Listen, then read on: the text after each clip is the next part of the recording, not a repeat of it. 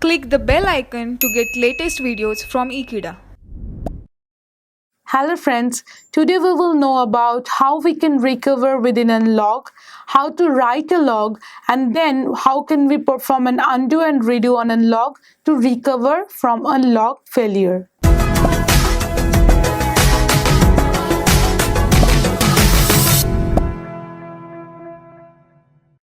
Once we have performed all the transactions that we are performing on the memory area that belongs to the transactions. Now what happens when we perform these transactions? The immediate update on this database is not made. First we make a log that records all the transactions and its operation on the updation.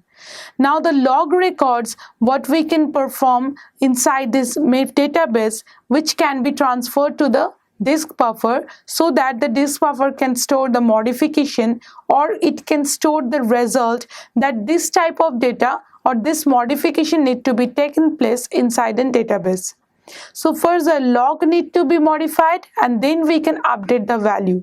So whenever there is an instruction in the log, we need to first modify the instruction into the disk buffer, then we can perform the instruction operation modification on the disk.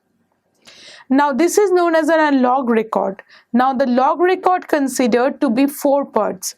The first one is a transaction identifier. The transaction identifier TI suggests for the transactions that for which and write or read operations is going to be performed.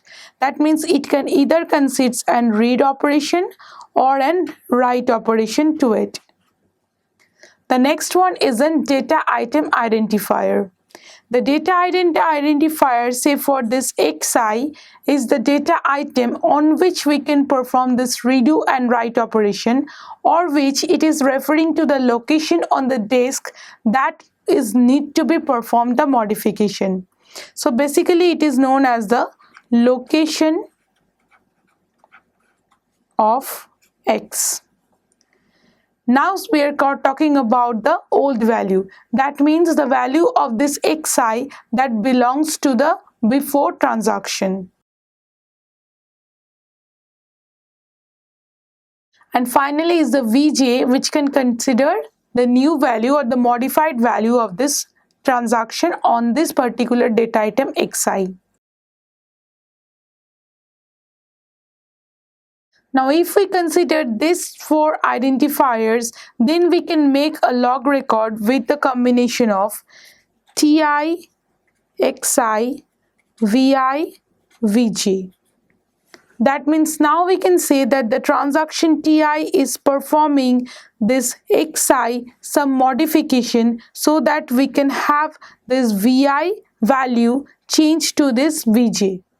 So this information is recorded in a log inside this statement. Now other than this write modification, the transaction can have other type of operations too. Now the log record generally doesn't take this read operation because it is read the value, then it considered that it will definitely modify the value. So it just take care of this write value or the modification of any value. Now other than this set of TI, XI, VI, VJ, there are more types of transaction command that we can found in this log. First we can have this TI start command, that to indicate that the transaction has started and now it will perform some operation. So it can be the modification or otherwise this statement can be concluded with 2 of this statement.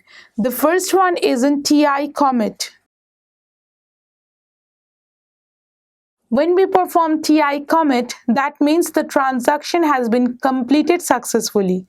So the commit must be followed by the start and the operations that can be performed inside this transaction. Now the commit is maintaining in the log whenever the transaction has completed all of its operation in the exact order they were defined in this transaction. Other than having this TI commit, some log records found that TI abort. Now when we can find this TI abort, says about the transaction cannot proceed further, and after an partial commitment also the transaction can be aborted or can be killed.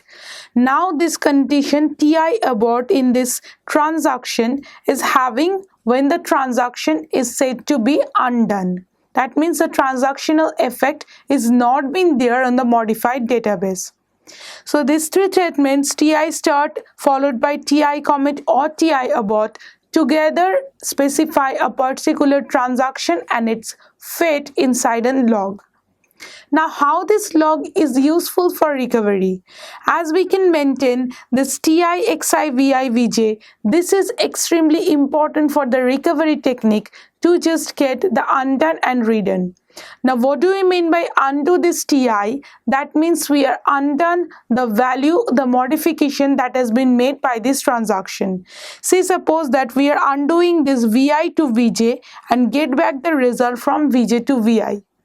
So we can do simply by looking at the transactional statement on this log ti xi vi vj, so that we can get the vi on this data item xi by performing this undo ti.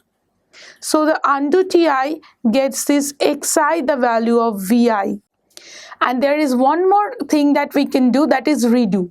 So if there is one ti start, we can find this one, and there is no ti commit and no ti abort.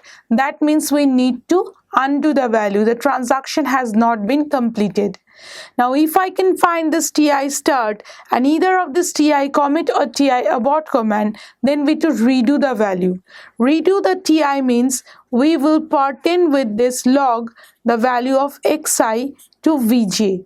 That means the new modified value, we are pertaining the new value, because we are maintaining or we are indicating that some of other transaction need to be undone, not this transaction ti, which can be maintained its previous value. So by the commit and abort, we can signify that a transaction has been redone or the transaction has been undone. After undoing a transaction completely, we can find this ti abort log record inside a log, so that we can say that the transaction has been completed, undoing its effect. So in this way, the recovery can be there from this log records very easily. Now with the help of this undo, redo, start, commit, abort and this log record on every ti, we can perform the recovery technique, and without having the locking, the time stamping. These are expensive methods which we can have. There is another point that we can introduce to it is a checkpoint. Now if there is a checkpoint after any particular portion on a log, then we can have that the log is not being performed and redo and undo before the checkpoint. Or before the checkpoint, all the log records has been perfectly maintained in the database. So if any problem is occurring, that is after this checkpoint. So from one checkpoint to another checkpoint, we can recover our technique from the redundant storage of redo. So by this way, we can recover within log record. Thank you for watching this video. Stay tuned with Ekeeda and subscribe to Ekeeda.